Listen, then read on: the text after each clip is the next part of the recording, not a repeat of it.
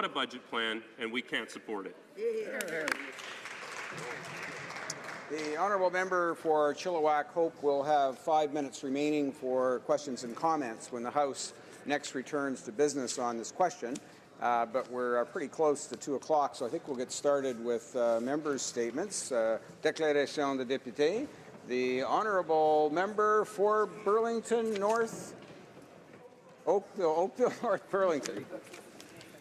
October was Women in History Month, and I am inspired by women in my riding of Oakville North Burlington who are voices for change. Young sisters Emma and Julia Mogus founded Books with No Bounds, providing books to remote Indigenous communities. Barb Ferroni worked tirelessly to improve the lives of children and families with Big Brothers Big Sisters. Halton Deputy Police Chief Carol Crow has dedicated her career to serving the community through her work and volunteer efforts. Oakville Community Foundation's Wendy Ranella works to invest in a better future for our community. Canadian Caribbean Association of Halton's Veronica Tyrell has tirelessly promoted diversity and inclusion through outreach and programming. Miriam Manna has advanced interfaith dialogue and cooperation throughout Halton. I am proud of these women who are shaping Canada's future and will be featured in discussions on women's history for decades to come. The honourable member for Brandon Souris. Speaker, I rise today to pay tribute to Bob Gordon, a great Canadian cattleman and neighbour who passed away earlier this year. His passion for cattle started in 4-H near Souris, Manitoba, and he became a North American recognized registered livestock breeder, his childhood dream. With his brother Wayne, he formed Kinnabar Cattle Company and was named Builder of the Shorthorn breed. He also helped form Bar 5 Semitols with the Mitchell, Draper, and Thomas families. Bob was known far and wide in the industry and showed the Grand Champion female at the Denver National Western Stock Show and at the Chicago International Show in the 69 to 71 period. For his many accomplishments, Bob was inducted into the Canadian Agriculture Hall of Fame and as well as the Manitoba Agriculture Hall of Fame with his wife, Joyce. Due to their love of the industry, it led them to write a book, which I urge all to read, called A Cattleman's Walk Down Memory Lane. Mr. Speaker, Bob was a trailblazer, and his contributions to the cattle industry will always be remembered, and that's no bull. The honourable member for Madawaska-Restigouche. Monsieur le Président. Mr. Speaker, as we prepare to return to our ridings next week, I'd like to take this opportunity to talk about Remembrance Day. Remembrance Day represents an all too brief moment to reflect upon the sacrifices courageous men and women had to make for our liberty. For Canadians, that means the price fellow citizens paid for us to live in the best country on earth. Monsieur le Président. Mr. Speaker, our pace of life and our daily obligations often prevent us from thinking about patriotic things. Most of us have never smelled cannon powder, heard bombs, or seen landscapes devastated by war. The suffering, the pain, the tears, and heartbreak of families torn apart by brutal world conflicts over the years. Let our thoughts and prayers be with those families, and let us never forget. The honourable member for Essex. Mr. Speaker, Canada's population is rapidly aging, and by 2050, 1/3 of Canadians will be over 60, facing a broken pension and healthcare system. In my riding of Essex, I hear every day from seniors who struggle to make ends meet. They're worried about the high cost of living, inadequate pensions, and future housing needs, and the availability of quality, affordable healthcare. My heart breaks when I meet people who tell me about the tough choices they regularly make, like choosing between buying expensive prescription drugs or paying their sky-high hydro bills. The seniors who built Canada deserve dignity and respect. They deserve a long-term plan of action that will ensure a decent quality of life for seniors now and in the future. As the number of Canadian seniors increases, we need to make sure that our institutions and vital public services are strong and ready to meet the challenge of providing necessary services effectively and efficiently. I urge the federal government to adopt a national senior strategy and take practical steps to strengthen pensions, increase access to affordable medication. Honourable member for Brampton North. Mr. Speaker, it's been a little over a year since the members of this House were elected. Having this extremely fulfilling role as the Member of Parliament for Brampton North, I am proud to serve my constituents. However, like many members of this House and hard-working Canadians, I have another very extremely important and fulfilling role. That is being a mother to my son, Nihal. He is my pride and joy. As many Canadians can relate, it's tough balancing both roles, but the rewards motivate us to keep going and to make the lives of our children better. Mr. Speaker, I encourage the members of this House to rise and recognize each other and all Canadians who balance the lives of their family and profession together. I encourage all members across party lines to work together to make our Parliament and the workplaces across this country more family-friendly. Thank you, Mr. Speaker. The honourable member for Bruce Grey, Owen Sound. Well, thank you, Mr. Speaker. I rise in the House today to recognize Markdale's own Chapman's Ice Cream.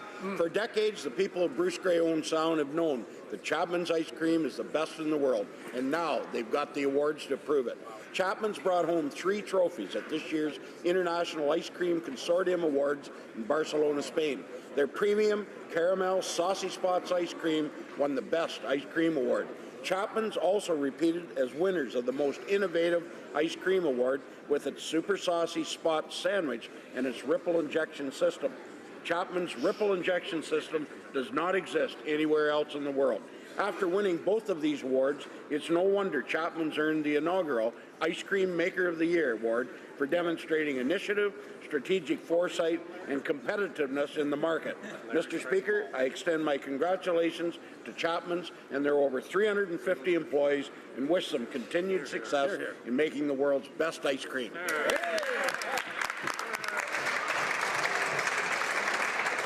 The honourable member for Gatineau.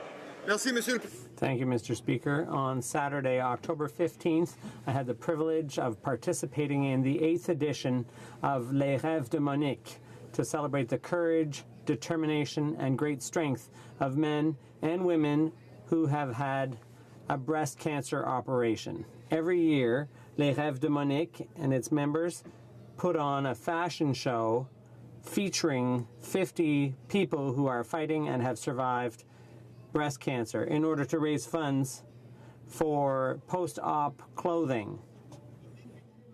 I had the immense pleasure of taking part in the event, and I'd like to congratulate Monique Bourassa for the organization, the sponsors, and the donors, and to once again underscore the importance of such initiatives within our communities. Thank you, Mr. Speaker.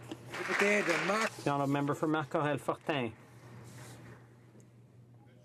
Mr. Speaker, on this November 1st, I rise as the member for Marc-Aurèle-Fortin, but also as a former cadets officer in the RCAF.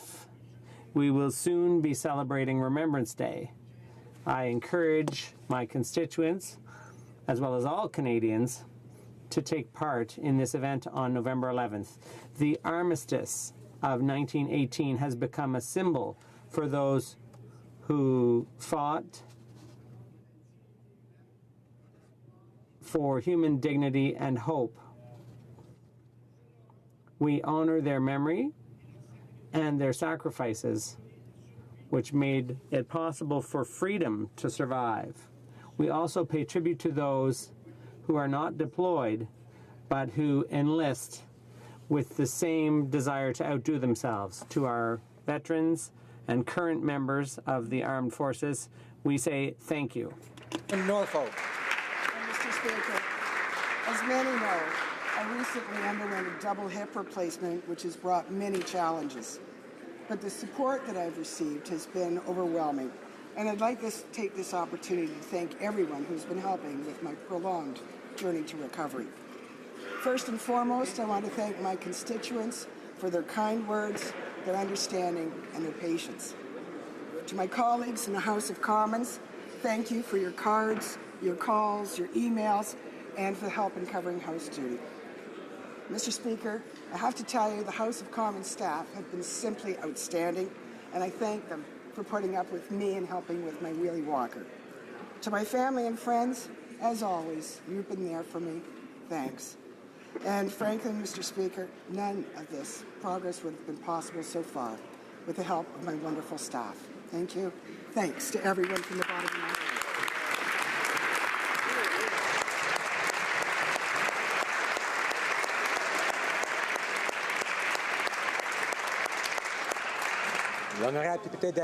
The honourable member for Avignon-la-Métis-Matane-Matapédia. Mr. Speaker, Harmony Project is in its 15th year. This local initiative makes it possible to build bridges between the Mi'kmaq community in Restigouche and the surrounding neighborhood. Since 2002, thanks to this program, hundreds of Mi'kmaqs and neighbors have forged bonds and brought the two cultures closer together and helped cause prejudices to fall away. This inter-community harmony project has been recognized at various levels, and I'd like to congratulate everyone who has participated in this project. The project is a good example to follow. It brings cultures together and strengthens community ties by making differences into strengths. Mr. Speaker, inter-community harmony is a successful project, and we should all be inspired by it. Thank you. The honourable member for Longueuil-Charlemagne. Mr. Speaker, this is November, and I proudly wear a poppy over my heart to support our veterans and those who've died in battle, lest we forget. Today, I'd like to pay tribute to a veteran from my riding of Longueuil-Charlemagne, Russell Sylvia, who died on October 6th at the age of 92 years. A veteran who served valiantly as a leading aircraftman in the Royal Canadian Air Force during World War II. Following his service, he was awarded the Defense Medal, the CVSM Medal and Clasp, and the 1939-1945 Medal. He was a fellow member of the Royal Canadian Legion Branch 94 of Greenfield Park, one of the two legions located in my riding. He leaves behind 4 children, Margaret, Russell, William, and Patricia. Those who dedicated their lives to defending our country justly deserve our recognition. Let us remember his sacrifice on behalf of all Canadians. We forget.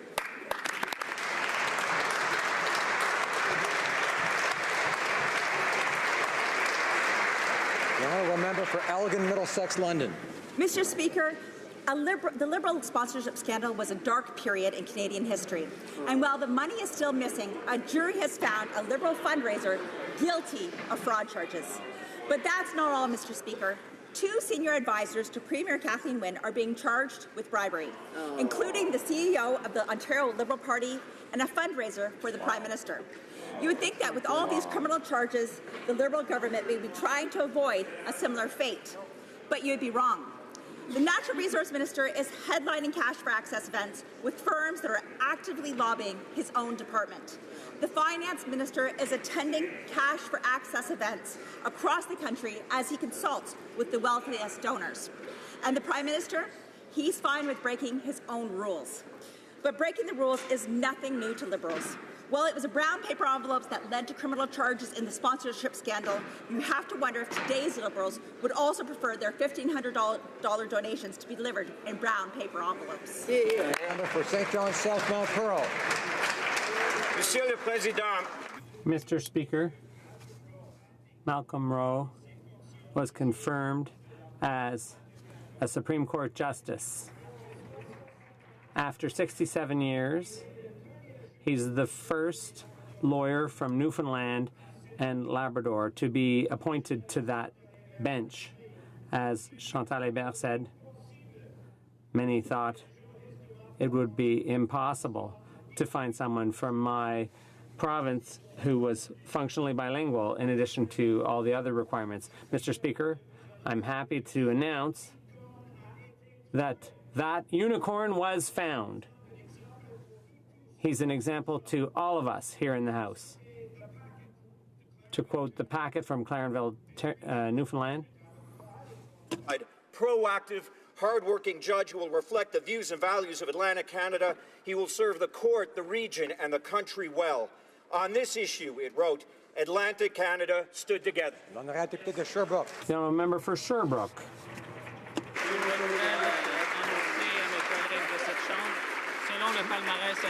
On the CFIB's list of the top entrepreneurial cities in Canada, Sherbrooke came 5th and top in Quebec.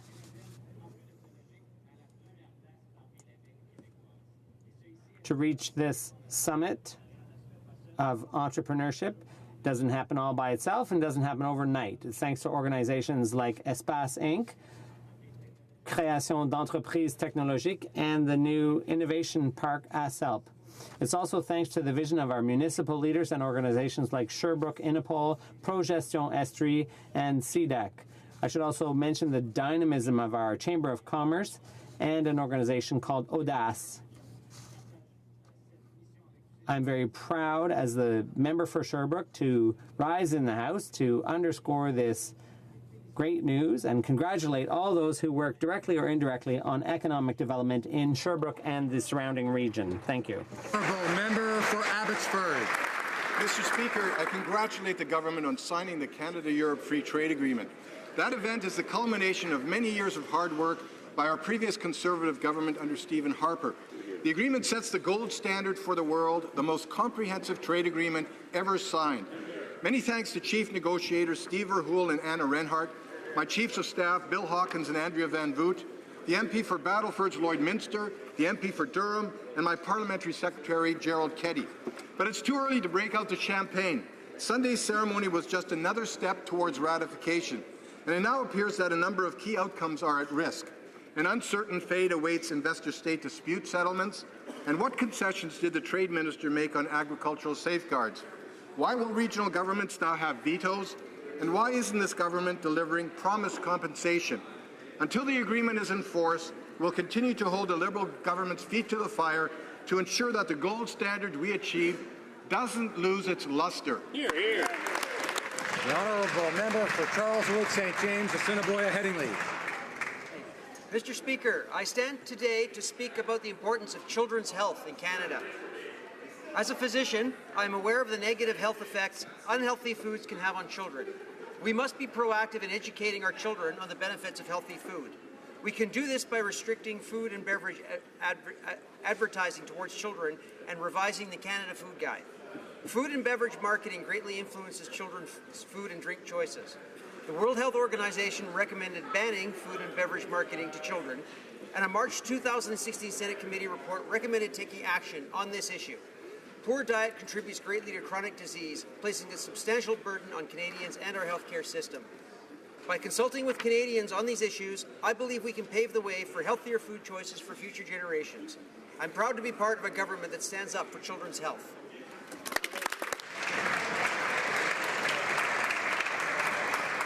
Questions orales, oral questions. The Honourable Leader of the Opposition.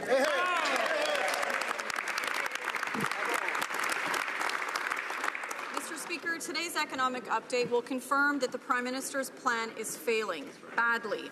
The Prime Minister claimed that borrowing billions of dollars would get the economy growing and create jobs, but it hasn't created one additional new full-time job in Canada since he was elected.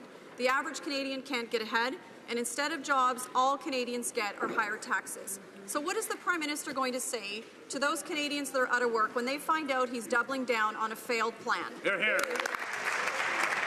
The Honourable Minister of Finance. Mr. Speaker, I'm looking forward today to introducing our fall economic update to give Canadians a sense of what we're going to do in order to amplify the impact that we're making for Canadians. We made a very big impact on Canadian families in Budget 2016. We lowered taxes on Canadians. We introduced the Canada Child Benefit, actions that are having a real and measurable impact on Canadian families today.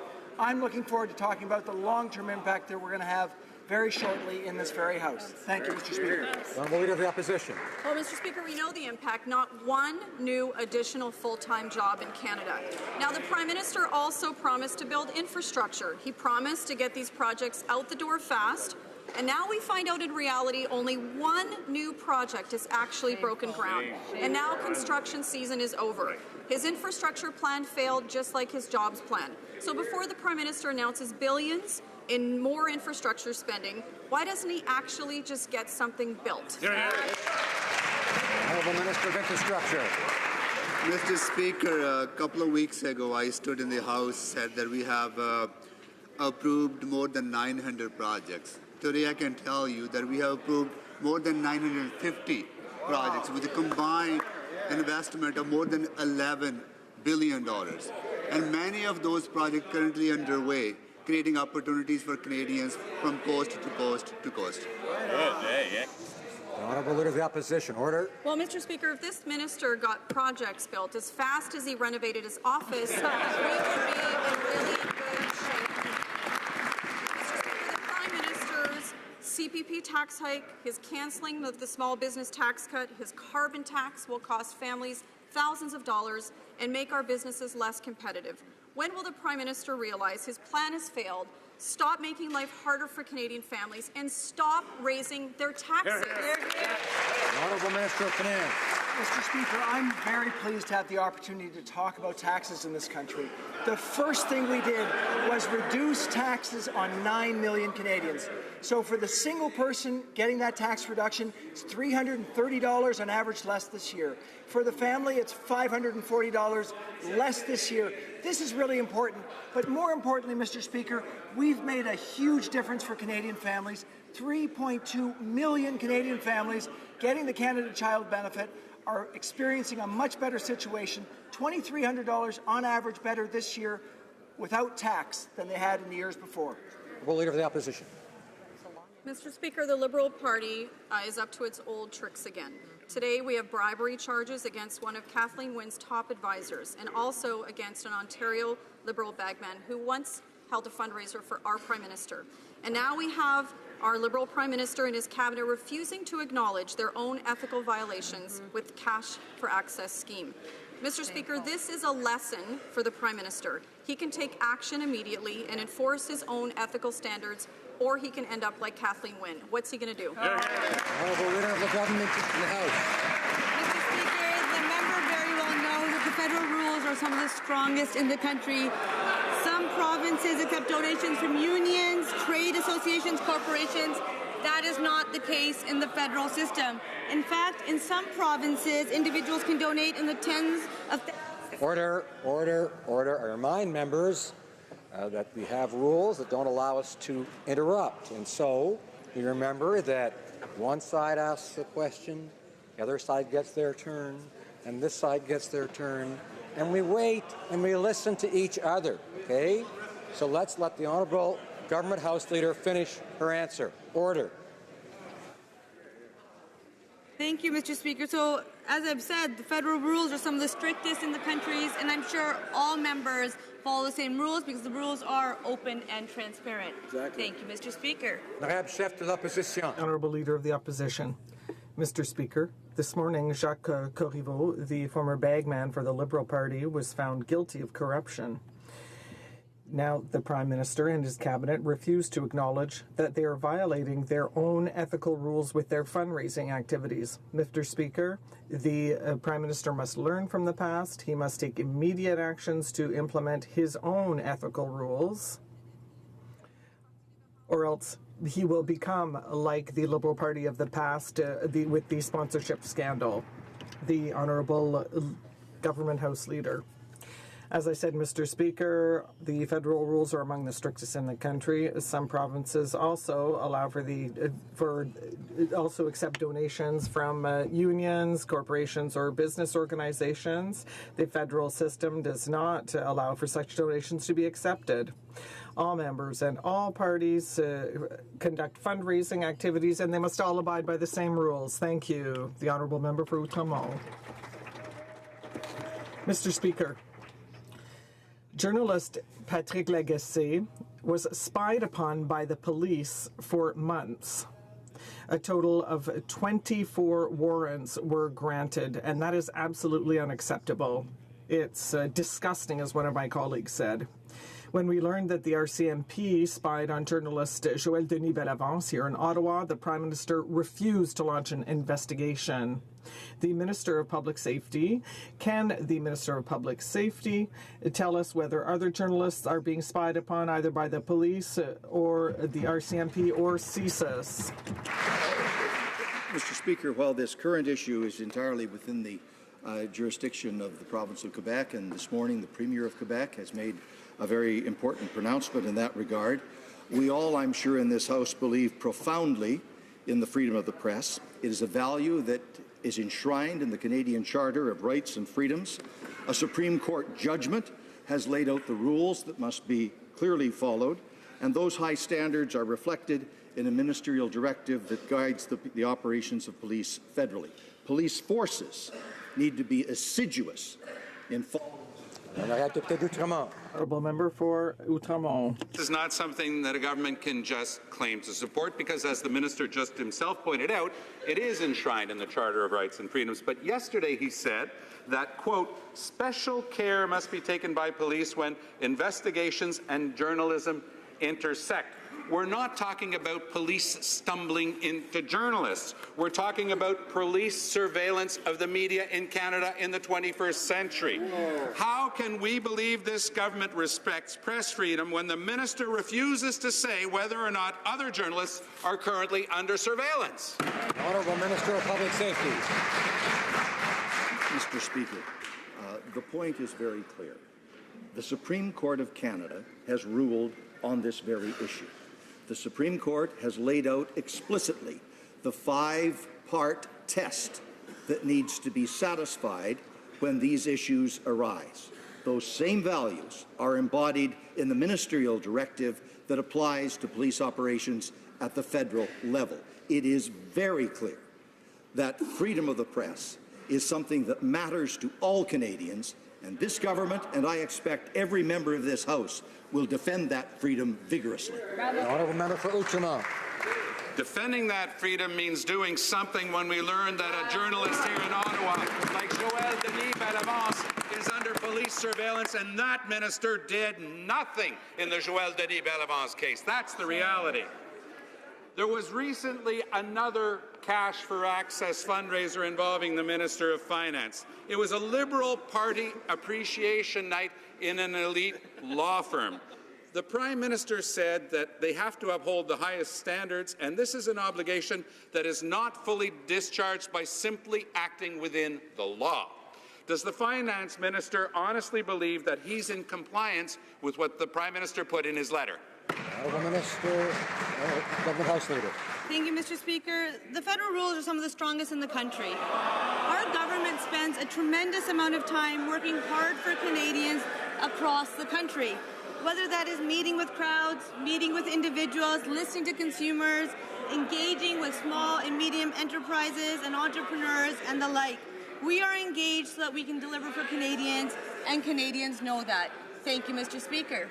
The honourable member for Outremont. Leader really unaware that the Prime Minister put in the Finance Minister's mandate letter that he has obligations that go beyond the law? Or is she now admitting that when the Prime Minister put that in the mandate letter, it was a fraud on the Canadian public because they were not going to follow it? Honourable Government House Leader. Mr. Speaker, as a member very well knows that the federal rules are some of the strictest in the country, and they're the same rules for all members. They are open and transparent, and I'm sure all members abide by those very exact same rules. There is no preferential access to this government. This government is demonstrating the most open and transparent approach, not just by following the rules, but by being engaged with Canadians compared to any previous government. Thank you, Mr. Speaker. Order. Order. The Honourable Member for Lac Saint-Jean. Mr. Speaker, the Liberals' economic plan does not work. Last week, the Parliamentary Budget Officer told us that no full-time job has been created in the past year in Canada, and worse, the number of jobs created last year is 50% of what has been created on average over the past 5 years, whereas they were criticizing us for our plan, which worked. And now the Minister of Finance is probably going to tell us the same story, but spend even more money to have a different result. Their plan doesn't work, Mr. Speaker. What are they going to do? The Honourable Minister of Finance. Mr. Speaker, we began with our measures for the middle class in Canada with Budget 2016. We began with very important steps for Canadian families, for the middle class, for example, a tax break. the Canada Child Benefit. We have already made a great difference for Canadian families.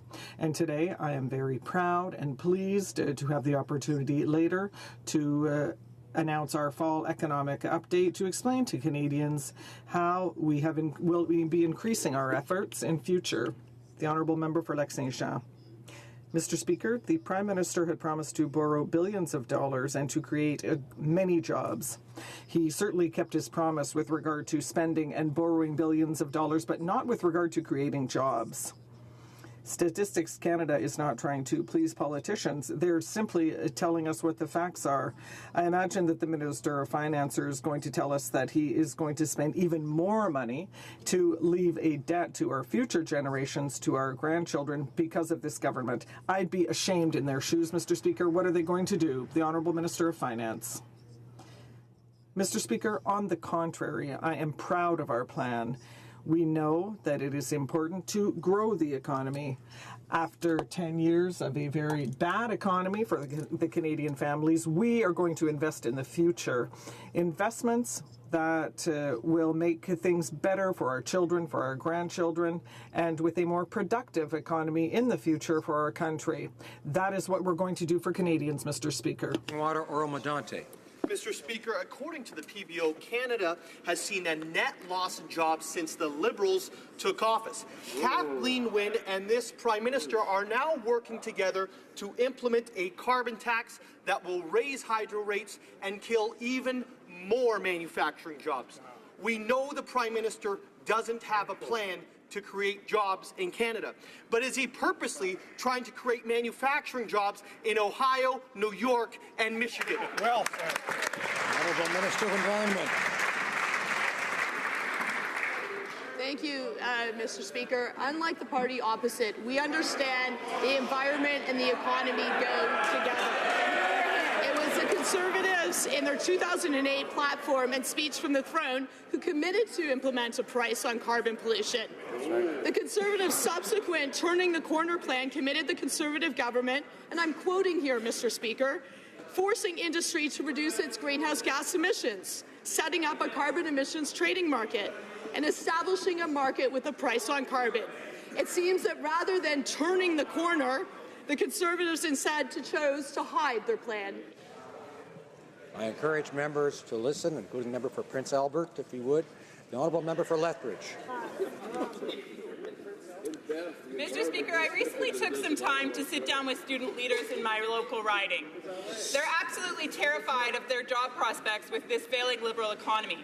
They didn't expect to be written off by the Finance Minister, who left them with a lifetime of job churn, as he says. This generation is actually looking to the Finance Minister to provide them with even a morsel of hope. My question then is, how can young workers trust the Liberals' economic update when the Finance Minister has already written them off? The Honourable Parliamentary Secretary to the Minister of Employment. Well, Mr. Speaker, I know if she spoke to students in her riding, the students would say that they were very pleased with the investments this government has been making in students. The student grant program has just been increased by $1.5 billion. Low-income students now, they've seen their grant potential raised from $2,000 to $3,000 annually. Mr. Speaker, Canadian students deserve to be invested in. That's exactly what this government's doing. The Honourable Member for Carleton. The government said that there would be a little deficit that would create lots of jobs. Instead, we got lots of deficit and no jobs. In fact, there are 6,000 fewer people working today than a year ago when the government took office, 20,000 fewer manufacturing jobs, and the deficit is spiraling out of control. When will the Finance Minister learn that when you're in a hole, quit digging? Honourable Minister of Finance. Speaker, as I've said to this House, I'm looking forward to giving this House an update of our economic situation.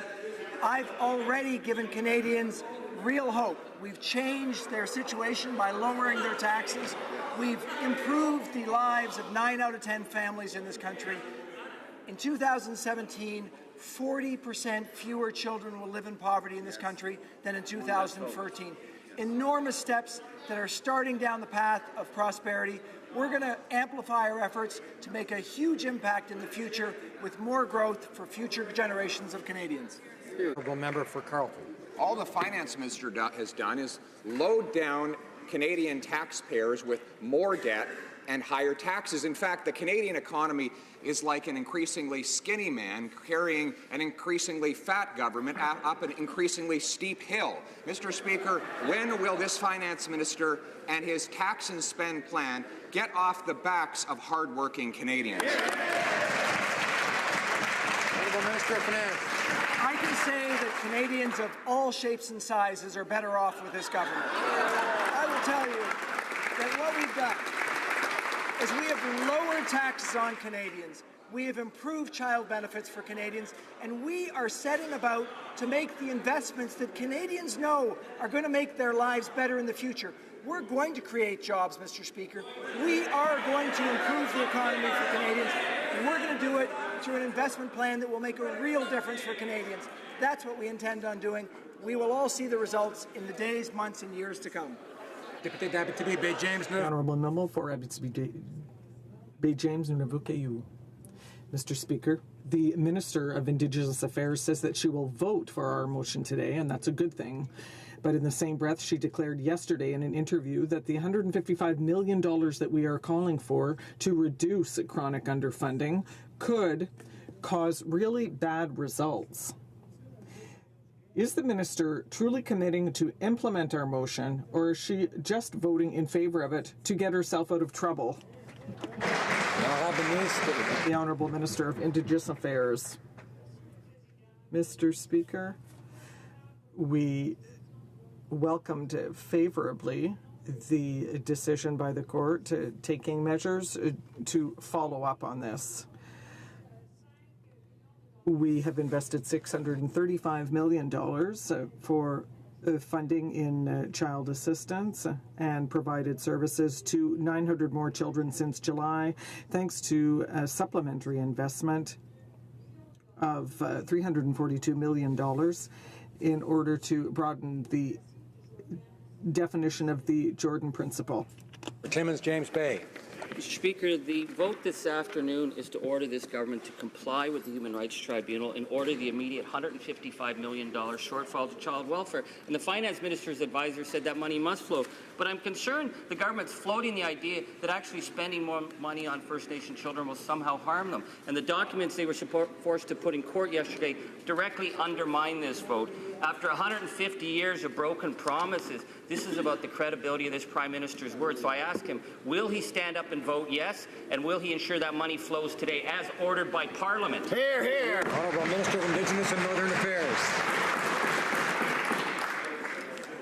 Mr. Speaker, as you know, the government accepted the tribunal's ruling and are taking concrete steps to address its orders. We've committed the $635 million to address the child funding gap, as well as, since July, 900 more kids have received care because of the $382 million in additional funding and the expanded definition. I've appointed this ministerial special representative to fix the broken system, and as the member knows, we are beginning conversations with the Human Rights Commission to get this thing done. Member for Chilliwack, Hope. Mr. Speaker, big money donors continue to buy private time with Liberal ministers. Many of these donors have financial interests that are regulated by these same ministers. The Justice Minister took money from lawyers. The Finance Minister took money from Bay Street bankers. And now we've learned that the Natural Resource Minister has had a little fundraising help from natural resource lobbyists. When will the Liberals finally do the right thing and end this shameful cash for access scheme? Honourable Government House Leader. Mr. Speaker, I appreciate the opportunity to rise once again in this House to remind all members that the federal rules are some of the strongest in the country. There is no preferential access to this government. This government is demonstrating the most open and transparent approach, not just by following the rules, Mr. Speaker, but by being more engaged with Canadians, listening to Canadians, consulting with Canadians, and we will continue to do the good work that we're doing. Thank you, Mr. Speaker. For Chilliwack, Hope. Thank you, Mr. Speaker. Those talking points are as old as the Liberal culture of corruption itself. Mr. Speaker, Liberal ministers continue to put themselves in blatant conflicts of interest by selling access to big money donors that they regulate. This isn't a coincidence. This is coordinated corruption with the Prime Minister himself leading the parade. What will it take for these Liberals to finally put an end for this cash for conflict of interest fundraising scheme? Honourable Government House Leader. Mr. Speaker, the member very well knows that all members of Parliament and all parties fundraise, and we all abide by the exact same rules. And when the rules are followed, no conflicts of interest can exist, and we will continue to follow the rules. It's true, Mr. Speaker, we are engaging with Canadians. We are listening to Canadians, something the previous government did not know how to do. Thank you, Mr. Speaker. Honourable member for Lévis-Lobinière. Mr. Speaker, as we speak, millions of people are working hard to meet their families' needs. All those workers will never have the means to pay for preferential access to meet a Liberal minister. The fundraising rules might be the most strict, but this did not prevent the Minister of Natural Resources to hold a fundraiser with people with interests in the same sector. When will the government finally show judgment, stop giving preferential access, and may the guilty people stand up? The Honourable Government House Leader. Mr. Speaker, the member knows very well that the federal rules are among the strictest in the country. Our government does not practice favoritism. Our government follows the most open and transparent approach. It does not only follow the rules, but more than any other government has been above board. Thank you, Mr. Speaker. Mr. Speaker, it seems the Prime Minister is importing all of Kathleen Wynne's bad ideas and the insiders who are trained to execute her playbook. For weeks, Canadians have been learning about these tactics and have become increasingly concerned. Today, we've learned that some of these people are being charged with criminal activity.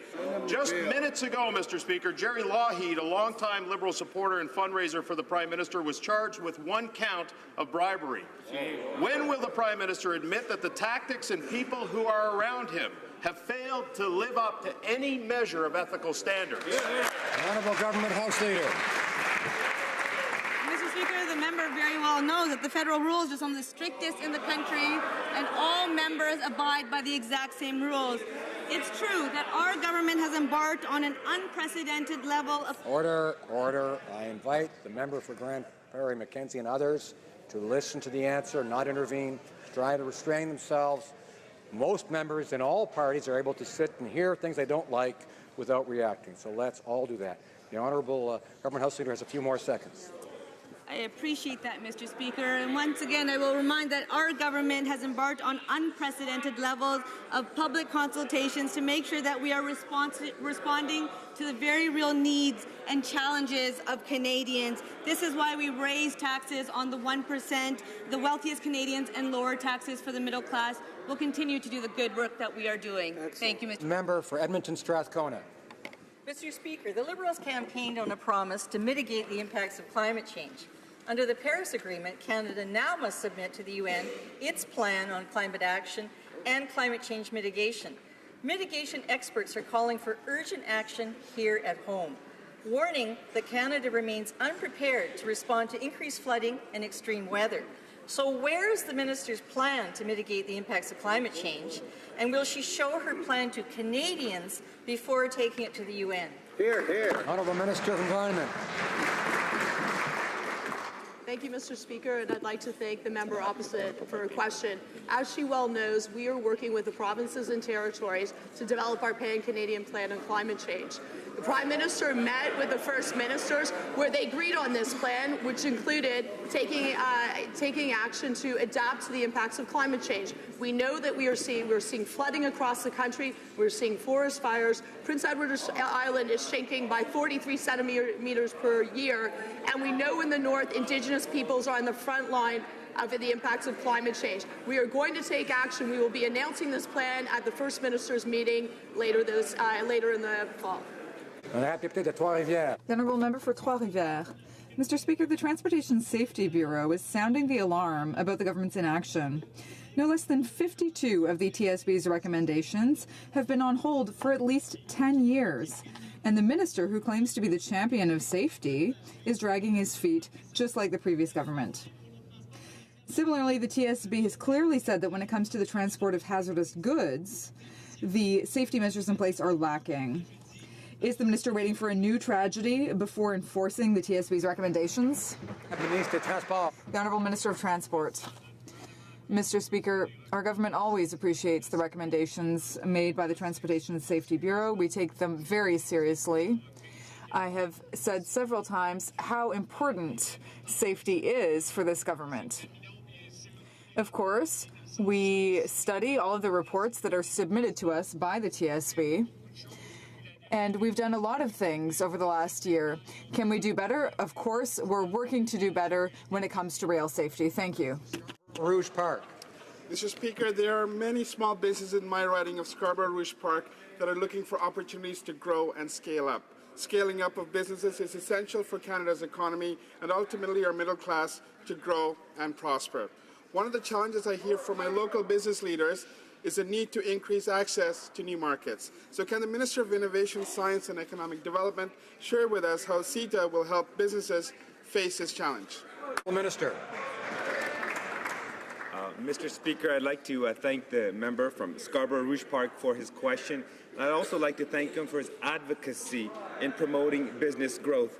As the member knows, the European Union is a market of over 500 million people, and it has economic activity of over $20 trillion. In signing this free trade agreement with Europe, Canadian businesses now will have, and all Canadian businesses in all sectors will now have greater market access.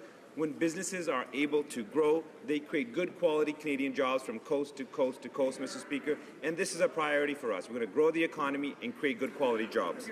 Honourable Member for Abbotsford.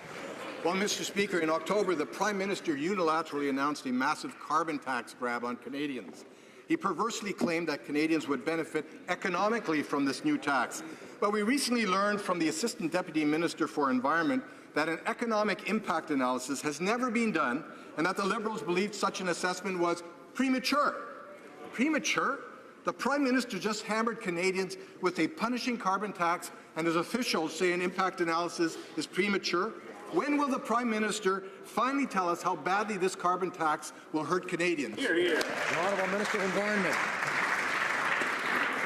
Thank you, Mr. Speaker. I'd like to thank the member opposite for his question. I'm very pleased to hear that the member opposite has decided to join the Canadian delegation at COP22. Of course, that doesn't change the fact that the party opposite is the only party that voted against the Paris Agreement.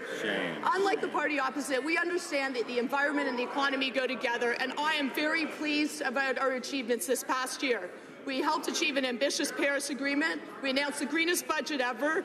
We had the Pan-Canadian Plan on Climate Change, which includes pricing pollution.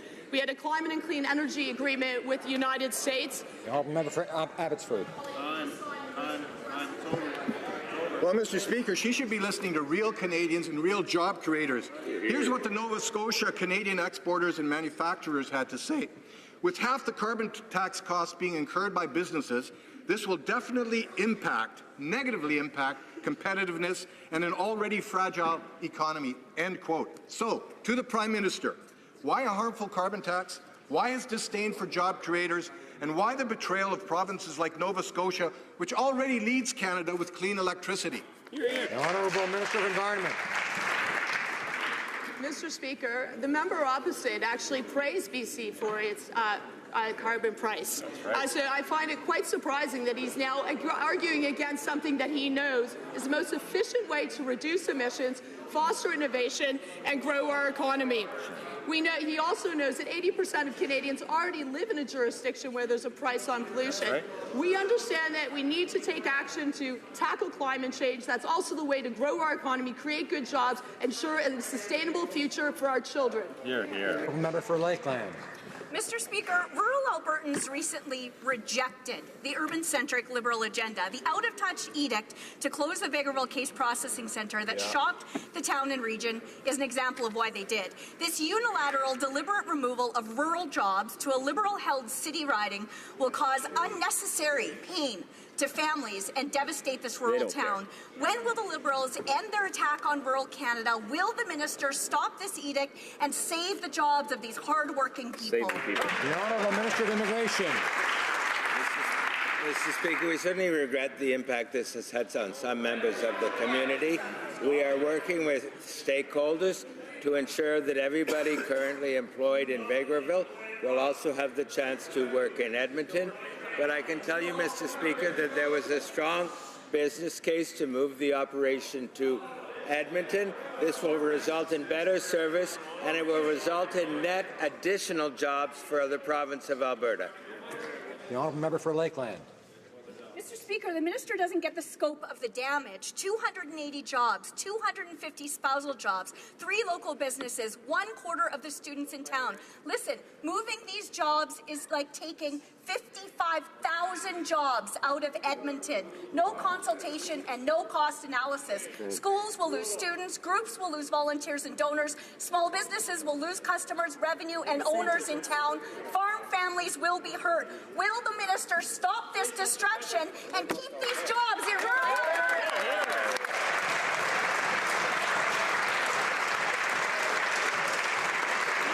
The Honourable Minister of Immigration. Mr. Speaker, as I said, we do regret the dislocation. We are working with staff to ensure that everybody who wishes to work in Edmonton has a job. And the fundamental responsibility of the Immigration Department is to get good value for taxpayers' money, to offer good service to customers, to improve efficiency, to reduce processing times, to create more jobs in Alberta, and that is what we are doing. The Honourable Member for Abitibi-Témiscamingue. Mr. Speaker, up until 1992, thousands of members of our armed forces were given a dishonourable discharge, and the only reason was that they were members of the LGBTQ community. Last week, in committee, steps were taken to erase this dishonourable mention from their record. But since then, we've heard nothing from the government. Does the minister understand the consequences of a dishonourable mention? And if so, will he commit to take immediate steps to rectify this injustice? Honourable Minister of National Defence. Mr. Speaker, it is unacceptable that members of the Canadian Armed Forces were treated in this manner. Discrimination based on sexual orientation is simply unacceptable. We believe strongly that LGBTQ2 people should be treated like any other Canadian. Our government is engaged on a wide departmental basis to address this very important concern. Thank you, Mr. Speaker. Honourable Member for Esquimalt Saanich Sioux. Well, thank you very much, Mr. Speaker. What we're asking for is action on this now. Until 1992, lesbian, gay, bisexual, and transgender Canadians were systematically driven out of the military. More than 1,200 Canadians were dishonourably discharged because of their sexual orientation or gender identity. Last week, the Defence Committee unanimously adopted my motion urging the minister to take action to revise these service records. Will the minister take this first step now and begin righting the injustice done to these Canadians who served their country honourably? Honourable Minister of Defence. Mr. Speaker, as I spoke with the member opposite, that discrimination in any manner is completely unacceptable. Our diversity in the Canadian Armed Forces is an operational necessity, and as stated, our government is engaged on a wider departmental basis to address this very important concern. Thank you, Mr. Speaker. Member for Niagara Falls. Thank you, Mr. Speaker. The Liberals are now saying they have a problem with mandatory sentences for convicted criminals. It is true under our Conservative government, people who brought drugs into this country to sell to our children, people who produce child pornography, and people who molest children would all go to jail. I'm proud of that, Mr. Speaker. I'd like to know what problem the Liberals have with that now. Honourable Minister of Justice. Thank you, Mr. Speaker. I am pleased to be conducting a broad review of the criminal justice system, including sentencing reforms.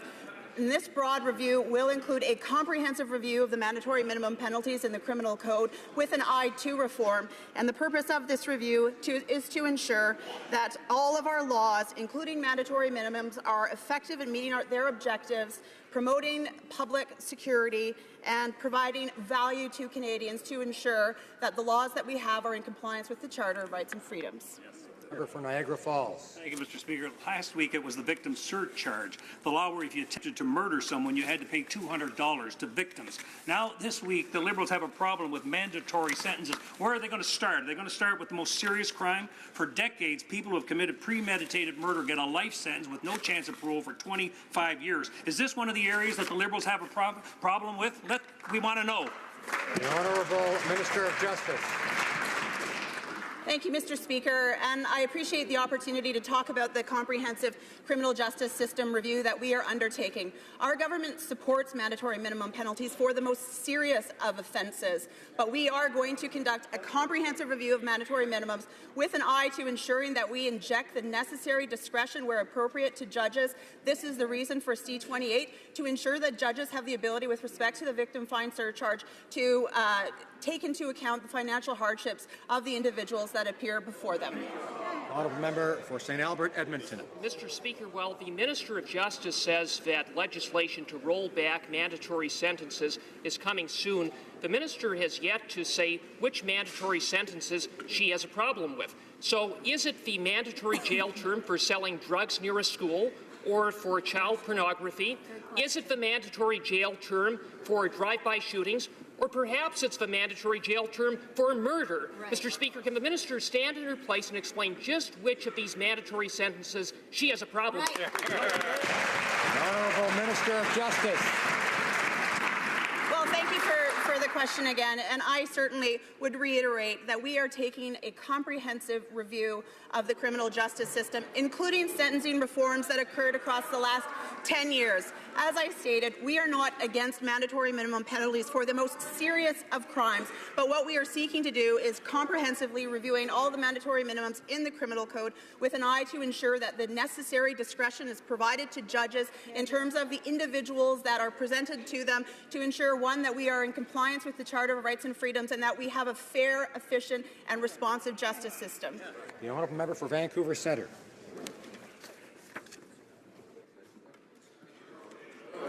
Thank you. Mr. Speaker, Canada has a thriving pre- and post-production movie industry. Vancouver has seen strong increase in the number of productions in recent years, making it the #1 hub for special effects globally. Can the Minister of Canadian Heritage tell us what government is doing to promote and support Canadian films? Honourable Minister. Merci à ma collègue de Vancouver Centre. I'd like to thank my colleague for Vancouver Centre for her important question. We know that the film industry generates millions of dollars per year for the economy, and we believe that we believe in the film industry, and that's why we've decided to invest in Telefilm Canada in our last budget. Is hosting a screening of the Canadian film Two Lovers and a Bear. This film is set in Nunavut and successfully premiered at Cannes. Many of the talented creators and actors are with us today, so I really hope you, Mr. Speaker, and all parliamentarians will be there tonight. The Honourable Member for Central Okanagan, Similkameen Nicola. Mr. Speaker, Atlantic Canadians have every right to expect some level of representation by the Liberals. Unfortunately, not one of the 32 Atlantic Liberal MPs have stood up against these directives by an increasingly centralized top-down PMO.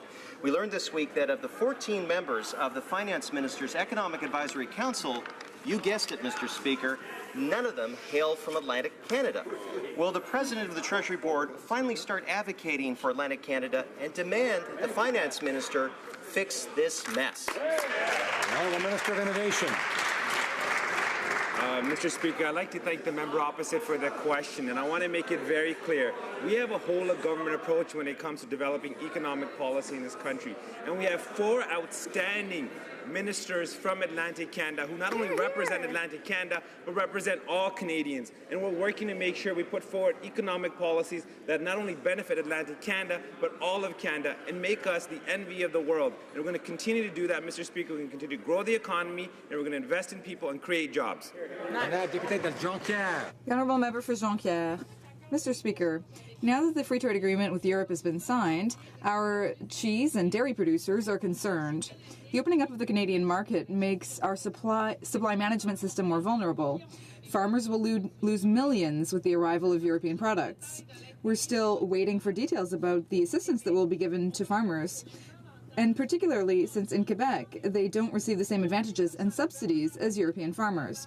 How much money will the government put on the table to compensate farmers so that they don't suffer because of this agreement? The Honourable Parliamentary Secretary for Agriculture. Mr. Speaker, we've said it several times. Our position is clear. We support our dairy farmers and our supply management system. We're happy to have signed this progressive agreement, which will increase our exports to Europe, which has a huge market. We are aware of the needs of the dairy industry, and that is exactly why we have always said that the government will help the Canadian dairy sector with transitional programs. We are currently finalizing these programs, and we will ensure that they are implemented before CETA comes into force. The Honourable Member for Glengarry Prescott Russell. Mr. Speaker, I'm a member of the Interparliamentary Association for la Francophonie, and since we'll be participating in the Francophonie Summit in Madagascar in less than a month, can the Minister explain to this House what Canada is doing to fight poverty and to promote inclusive growth in Francophone countries? The Honourable Minister for International Development. Mr. Speaker, I thank the member for Glengarry Prescott Russell for his question. Canada is already contributing to many projects in Africa, including health, educational, and agricultural programs.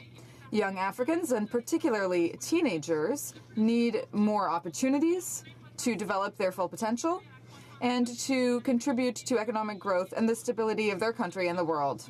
At the Sommet de la Francophonie, which will be held in Madagascar, I will make a series of announcements that will mark Canada's return in French Africa. The Honourable Member for Mégantic-l'Érable. Thank you, Mr. Speaker.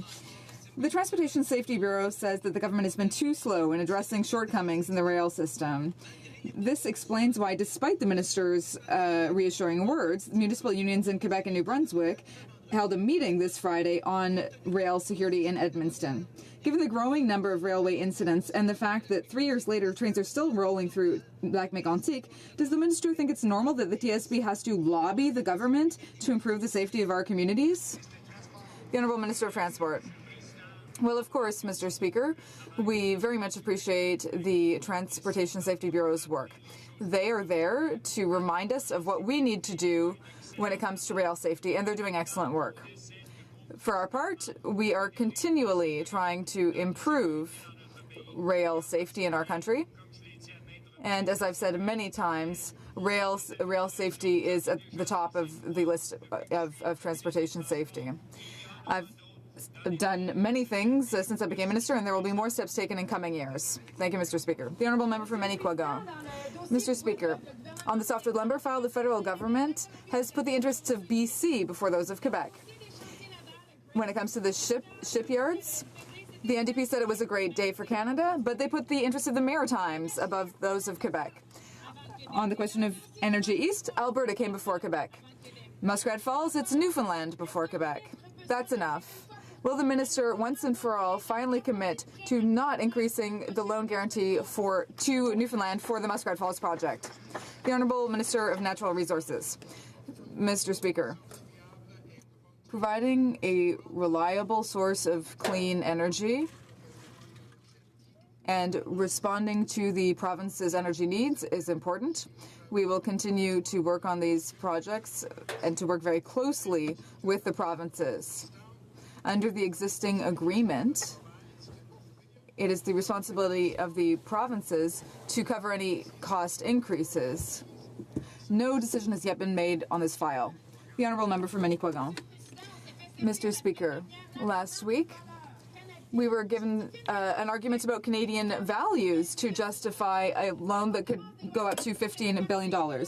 Is unfair competition a Canadian value? Or putting Quebec values last, is that a Canadian value? How can the government justify its involvement in an operation whose main goal is to allow Newfoundland to enter into direct competition with Hydro-Quebec on an external market? The Honourable Minister of Natural Resources. To provide provinces in Canada with clean, renewable sources of energy is absolutely consistent with the goals of this government. And we understand that it's very important that provinces have the opportunity to make sure that their electrical systems are intact so that we can, as the Minister of the Environment says almost every day in this House, find sustainable ways to reduce greenhouse gas emissions in Canada. I would like to draw to the attention of honourable members the presence in the gallery of the Honourable Joanne Bernard, Minister of Community Services and of the Voluntary Sector, Minister responsible for the Advisory Council on the Status of Women Act and for the Disabled Persons Commission Act for the province of Nova Scotia.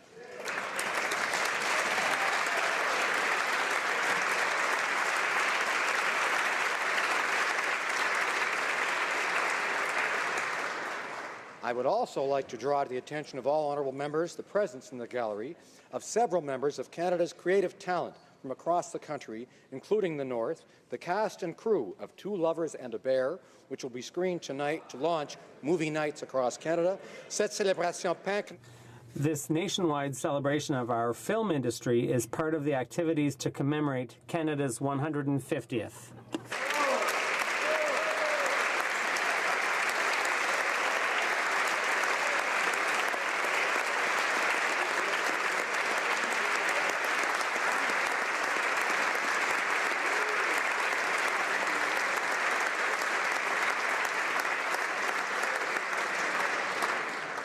Comme il est 15h04. It being 3:04, pursuant to order made on Thursday, October 27, 2016, the House will now proceed to the taking of the deferred recorded division on the motion of Mr. Angus relating to the business of supply. Call in the members.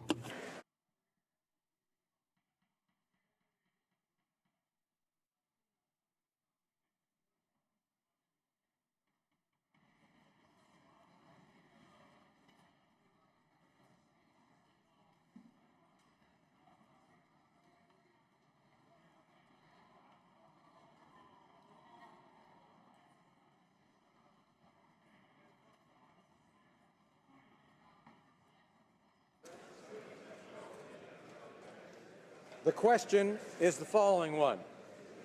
Mr. Angus, seconded by Ms. Jolibois, moved that the House call on the government to comply with the historic ruling of the Canadian Human Rights Tribunal ordering the end of discrimination against First Nations children, including by A, immediately investing an additional $155 million in new funding for the delivery of child welfare that has been identified as the shortfall this year alone, and establishing a funding plan for future years that will end the systemic shortfalls in First Nations child welfare. B, implementing the full definition of Jordan's principle as outlined in a resolution passed by the House on December 12, 2007. C, shall I dispense? No. Fully complying with all orders made by the Canadian Human Rights Tribunal and committing to stop fighting Indigenous families in court who are seeking access